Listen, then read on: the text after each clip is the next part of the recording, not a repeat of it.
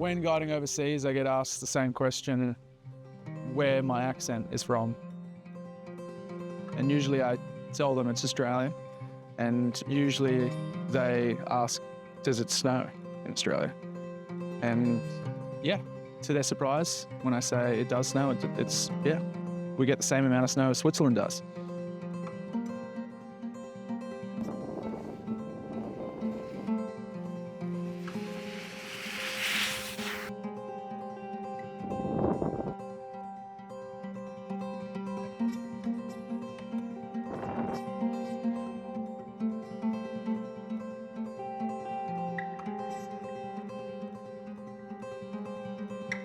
When I think about backcountry skiing in Australia and what makes it so unique to me is often the differences between New South Wales and Victoria. I'm based mainly down in Victoria, where the approaches are generally a little bit longer, starting from a lower elevation. If you compare that to New South Wales, especially going out from Guthaga or Charlotte's Pass, the approaches are a little bit shorter. And then when you get to the top and you look out onto the steep western faces, it's a breathtaking view that's totally unique to Australia.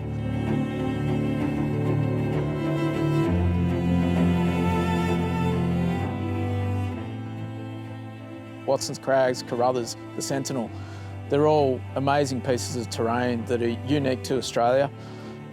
And it's a matter of unlocking the right time to visit these venues.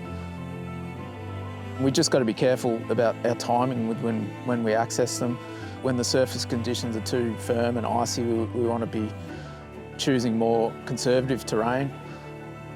But when the conditions are right, there is no better place to ski.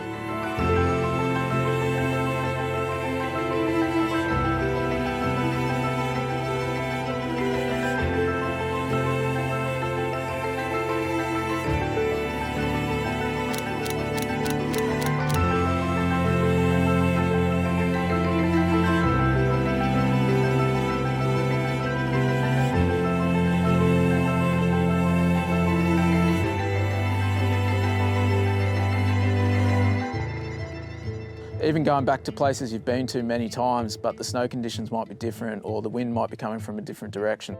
I'm constantly finding new things to explore, which is what keeps me coming back. A lot of Australians have grown up in the bush. This combination of hiking and skiing and combining them together is really special. The backcountry is a great alternative than skiing in a resort, and it's also sustainable for us as a community.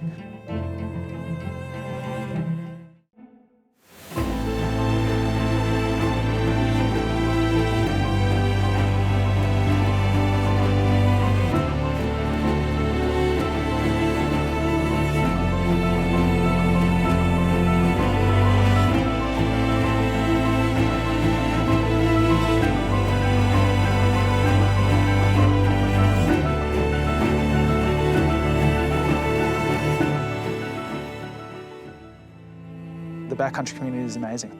It's where I've met some of my best friends, and being able to share that and share the stoke is what I want to do for the rest of my life. If anyone asks me where my favourite place to go backcountry skiing in Australia is, the answer is always the same, and that's Mount Feathertop in northeast Victoria. I've been visiting Feathertop for years and I never grow tired of the place. The experiences I've been lucky enough to share with mates out there, it's something I'll remember forever. It's one of Australia's few true alpine peaks, and if the weather allows, nothing beats the summit camp. With the sun setting out to the west, if you can get a ski in off the North Peak in the late afternoon, it's awesome. As you hike back up, you get uninterrupted views down the Ovens Valley and Kiwa Valley, and then through to Bogong and over to the Fainters and around to Mount Hotham. It's breathtaking in every direction.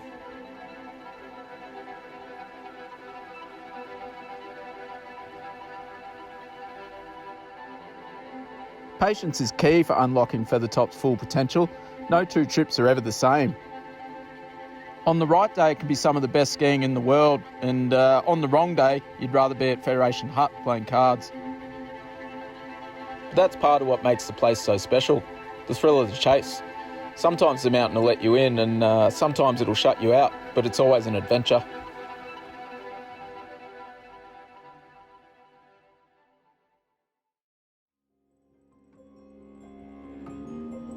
We're lucky in Australia that we even have snow. Being able to nail that one weather window of the season, or maybe of the last 5 years, is pretty unique and special in itself.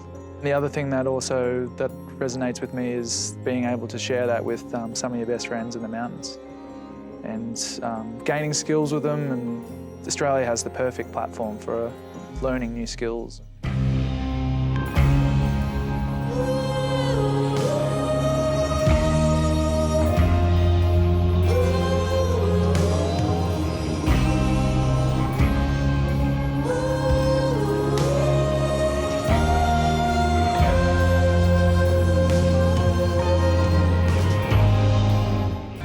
It's kind of a fine line of nailing it in the right, perfect conditions, and when you nail it, it is really special in Australia.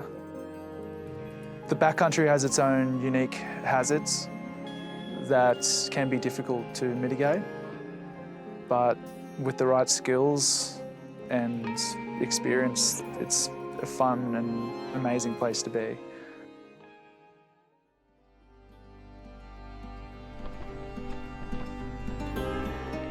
Mount Bogong has another couple of names like Big Fella or Brown Moth.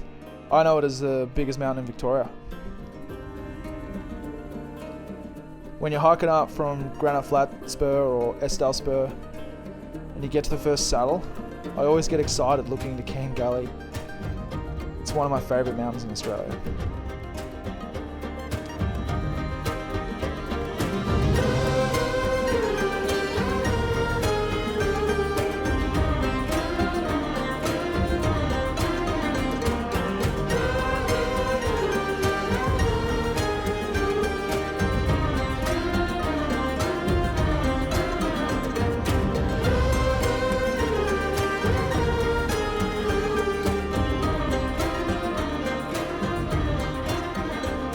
It doesn't always have to be powder.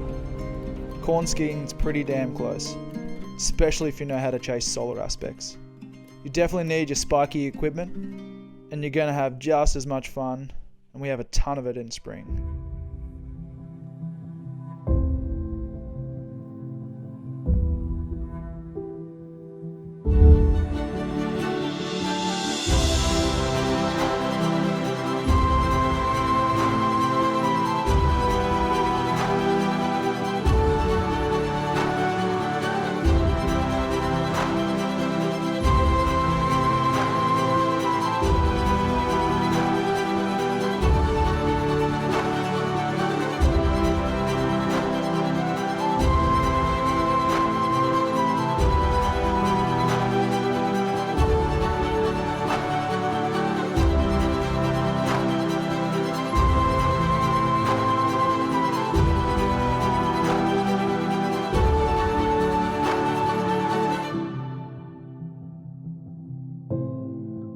Our mountains are still growing. It's only a little bit every year from tectonic activity and uplift. It's very similar to our backcountry scene, as we are actively growing, and yeah, I'm pretty proud to be a part of it.